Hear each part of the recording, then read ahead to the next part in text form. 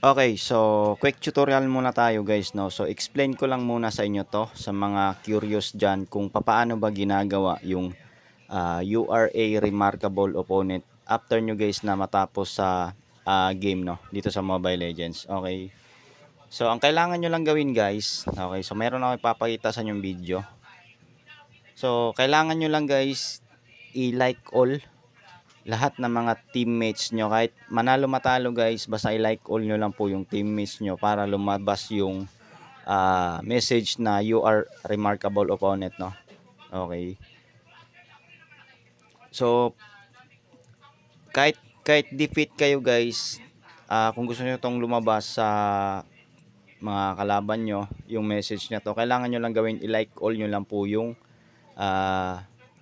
mga teammates nyo, no. Okay, para lumabas po yung you are remarkable opponent, pero sa team nyo guys, sa side nyo, hindi po siya lumalabas, no. Bale, makikita nyo lang guys yung remarkable opponent sa kalaban nyo po, no. Okay, kasi yung sa inyo kasi yung makikita nyo lang dyan is yung these allies are great.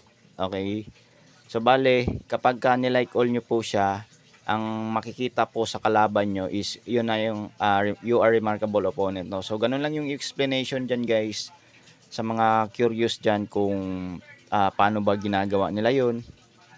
Kasi wala namang ganung klaseng message dito guys. So magno-notice lang yan sa kanila kapag nilike all nyo po yung mga teammates nyo, no. So kailangan nyo lang i-press yung like all. Ayan. Ayan. Kailangan lahat guys naka-like all yan. Kasi yung lalabas sa inyo, these allies are great, no. Pero yung makikita ng kalaban dyan is yung you are a remarkable opponent. So ganun lang guys, kasimple, no. Okay, sa mga curious lang naman dyan.